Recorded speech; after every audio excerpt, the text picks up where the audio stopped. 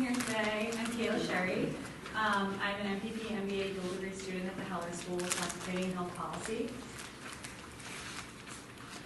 And here's a little roadmap of what I'm going to talk about over the next 5 or so minutes. So I'll start off with what I did this summer. I'll talk about the bigger picture, takeaways from the internship in the Segal curriculum, and how that experience shaped my work today and my future career plans.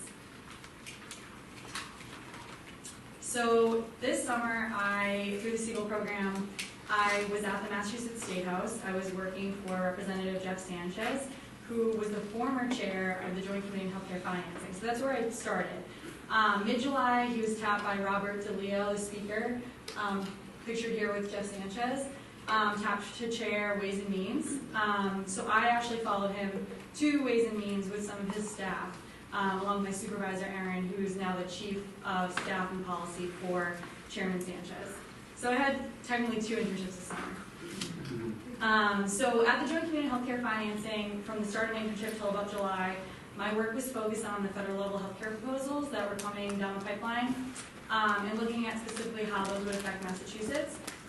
So there's a lot to talk about, but I'm not going to go into the details, but here's a sampling of memo titles, just so you can get a sense of the type of issues I was working on. So really my job here was to create really succinct 1 to 2 page memos on what the American Health Care Act from the House or the Better Care Recovery Act from the Senate, what those proposals would have done to the state and our own healthcare system here. And so with the federal proposals coming down the pipeline, we of course had our own state level reactions to those and to that level of uncertainty. So the Mass Health Connector came up with their proposal to deal with what happens with cost sharing reductions, which are the subsidies folks get for healthcare. What happens if those go away? How is the state going to deal with that at the state level? Governor Baker had a proposal for mass health spending. There were lots of meetings with stakeholders, so hospitals in the state, nonprofits, advocacy groups, all sorts of folks, insurance companies. And so my time at House Ways and Means was from July to August, and that was mostly focused on the future of mass health. And again, like I said, the governor's mass health proposal. So we dove a little bit deeper into the mass health proposals. I attended more stakeholder meetings, produced more memos.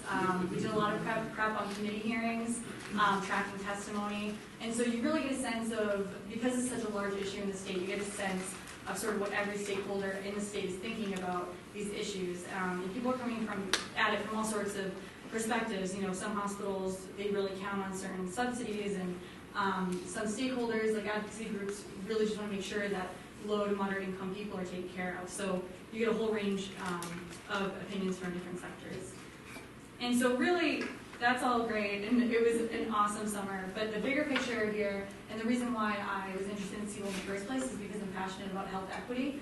And I just want to make a point here that I understand, and this is something that I was able to see this summer, that what I was able to do and what I'm kind of focusing my work at Heller on is really just one piece of this whole picture, and it's the healthcare system that I'm looking at. But I was able to see at the State House this summer, people working on all these different pieces that make up this larger vision of health equity in the state. So anything, you know, from food, education, community and social context discrimination, economic stability, and again, healthcare is just this one piece. So I was able to kind of get that broader picture at the State House, which was really beneficial to me.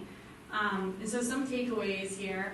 I want to talk a little bit about the cohort, the curriculum, and the internship, and how those really built off of each other.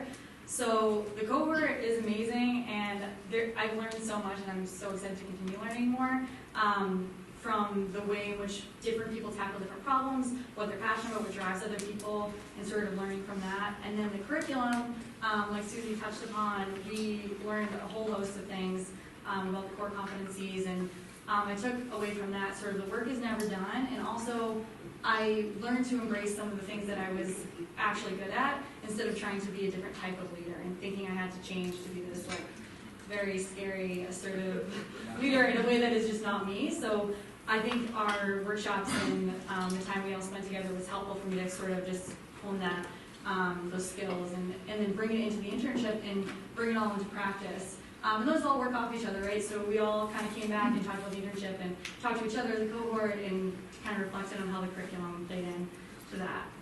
How the summer shaped my work today and my future career plans.